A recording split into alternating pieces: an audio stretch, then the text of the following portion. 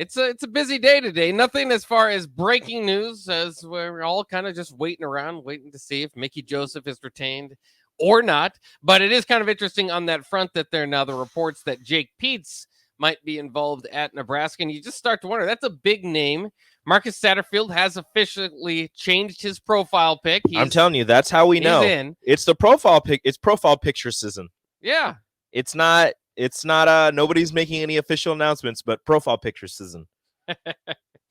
And you just start to wonder, with that $7 million group money that Coach Rhule has for his assistants, is there room for Marcus Satterfield, Jake Peetz, and Mickey Joseph, and a defensive coordinator? I mean, at some point, somebody's not going to get paid too much down the line. The answer is no. Yeah.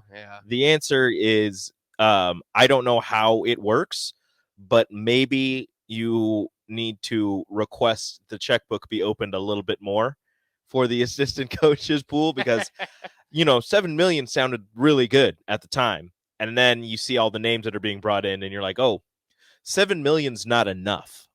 So I don't know how that whole situation needs to resolve itself, or if it's even possible to get more money for your assistant coaches. But whoever they need to talk to, I think that if they want to get all of the names that we've mentioned, if they want to keep Mickey Joseph, if they want to bring in Jake Peetz, if they want Marcus Satterfield, if they want Pot Roast, Terrence Knighton, if they want, everybody else, because the strength coach is also included in the assistant pool. If you want all of these people, you might need to up the $7 million a bit. I don't know by how much. I don't know how much everybody's getting paid, but it seems as if $7 million might not be enough to get all of the names that have been mentioned, all of the profile pictures that have been changed through the last couple of days. Well, and again, it's not, Nebraska's by no means going cheap with the $7 million. That's the most. That's more than Frost had. I think they had about $5 million set aside for their assistant coaching pool. So this is, Nebraska's spending big money out there. Mm-hmm. It's just, I think Ohio State was at 8.25.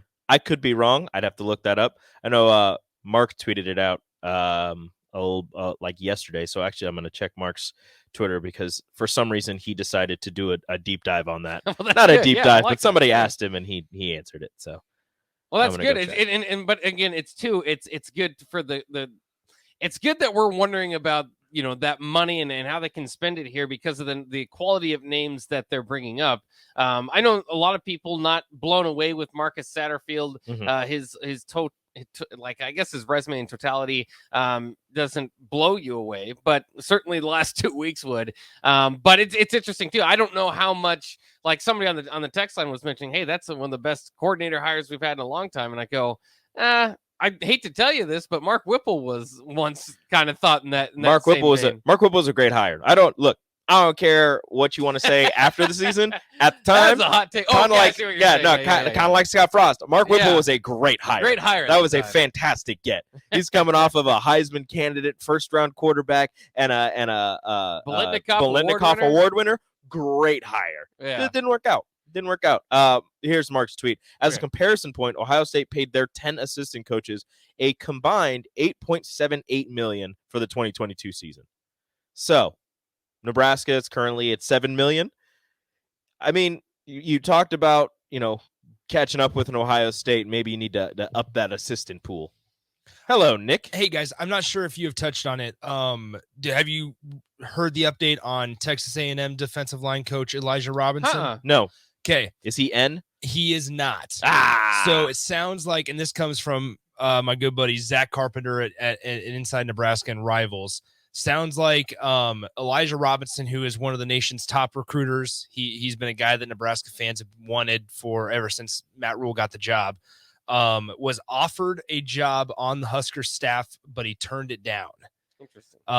It is unclear whether or not Robinson was offered a defensive coordinator or co-defensive coordinator position in addition to a role as the defensive line coach, but the bottom line is that he will not be joining the staff.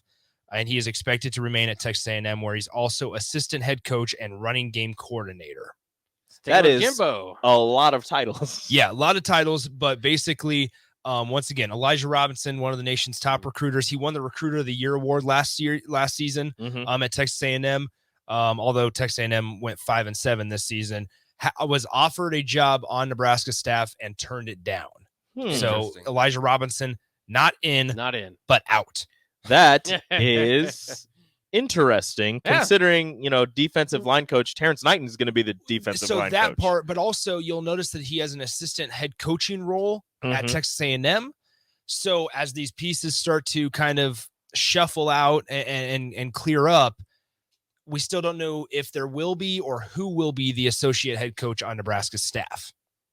So you don't need to have an assistant. You don't necessarily need one coach, but it also, there's benefit coach to it though. Yeah, there is that. But and guys will want to be associate head coach because it means more money. Yeah. So he was a lead recruiter for Texas A&M. Nebraska was trying to bring him in. They did not bring him in. So does that mean that they're out a lead recruiter, who is really good at recruiting? I think I know a guy. Yeah. I know a guy who's really good at recruiting, and I think he might, be in the state currently. Well, and that's too. I mean, Elijah Robinson was part of computing that difficult $7 million to put together. Just because, again, if you just have all these resumes on there, especially if he was going to be co-defensive coordinator, you bring in another guy. It's just hard to imagine everybody being, everybody's mouths being fed happily, even though we're talking about $7 million. I mean, usually among 10 guys, that does pretty well. But I would in this industry, right? And we always have to do that too. I think it's funny. It's just, you have to remember the industry you're talking about. We're not talking about one another here. So that's a little bit disappointing news, though. I mean, I don't want to say he was never like fully in. It was never like reported that he was going to be that guy. But the interest was there. The offer apparently went out, and that would have been a huge get, especially to talk about turning around the defensive line quickly. Again, the season didn't play out well at A&M, but you need to recruit. You need to, you need to be impressive, especially among the front line, for this program to get back to where they want to be. But it was too kind of difficult finding out, okay, where's Terrence Knighton going to be? Where's Elijah Robinson going to be if they're both on the staff? Yeah, so it would have been, you think maybe, because they still don't have a defensive coordinator, I don't believe. So you think maybe he would have taken that defensive coordinator spot. Definitely, I mean, obviously would have helped with the defensive line, and maybe would have been a recruiting coordinator or something along those lines, considering he was tabbed as the best recruiter of last season. So, I mean, there are many roles that you could have had him fill, but I'm wondering when this decision was made, and if it was made before or after Terrence Knighton accepted the defensive line coach role here at Nebraska. Like, what was it going to be? What was it? The Texas A&M Elijah Robinson from the get-go, and he turned Nebraska down, and that's when they went with Terrence Knighton, or were the whole timeline and process of things is all mixed up, and we don't actually know who was offered what, when, and how much, and what have you. But it's really interesting exactly what's going on, and the fact that Matt Rhule said he wants to get on the road recruiting. I think he said Friday. So you're going to have to try and lock all these coaching spots down by then. You've got a grand total of, you've got a lot of them locked down already, but defensive coordinator's still open. I don't know what they're going to do with recruiting coordinator, if they're all going to, they're all going to share in that. Obviously they're going to go out and do recruiting on their own, but who's going to be the main guy that everybody goes to for the recruiting questions? I don't know who the quarterback's coach is, if that's going to be Jake Peets. I don't know who the wide receivers coach is, because Marcus Satterfield is coming in as the offensive coordinator and tight ends coach. So, and he was the quarterback's coach at South Carolina along with the offensive coordinator. So again, a lot of things still up in the air before they get on the road recruiting on Friday. Yeah, and too, I'm interested again. I know a lot of people want to see about the Mickey Joseph news. Will he stay? Will he go? Is he getting other calls? That sort of thing, and all that will play into it. I just and for those that are still kind of wondering, I don't think there's probably a soul in the state now that doesn't want Mickey Joseph on the staff as an assistant, at least. And you just think about the power that would have going if you make him your lead recruiter.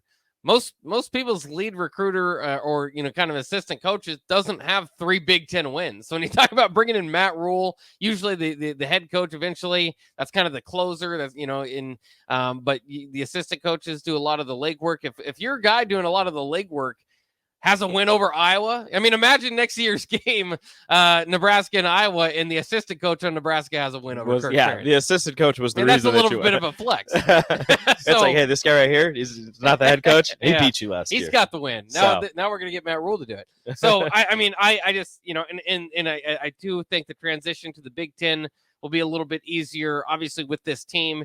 So we'll see. And at the same time, if he leaves, then, sometimes a fresh start isn't the worst thing either. I truly, and again, it's not for me, it's never been about should he been a head coach or how much of his head, like I thought he needed to win more to be in that discussion. But for him to be one of the best recruiters and assistant head coaches, my God, he was here for 1 year and you have a receiver break your record, right? Yeah. Handily. It's pretty obvious what Mickey Joseph can bring to you as an assistant coach, and he's one of the best in the nation to do it. So we hope Nebraska's able to keep him. But him along with Jake Peetz, there's been kind of conflicting reports on that.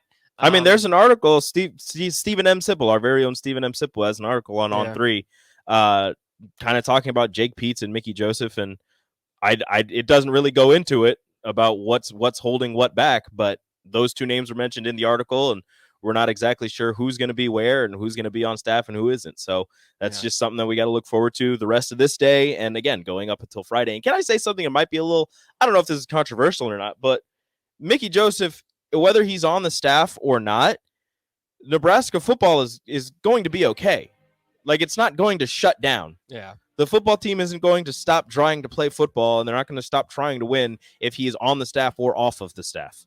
And Mickey Joseph, whether he's on the staff or goes somewhere else, as he said in his final presser, he has a great enough resume to go wherever he wants. He was offered jobs before he decided to come to Nebraska. If he's not on the staff, he'll go somewhere else and be fine. Yeah, but we'd like to keep him around. I would love to have him around. The Jake but Peetz again, part might help that too. If you just want a former Husker blood in the system, Jake Peetz is a former Husker as well. Yes.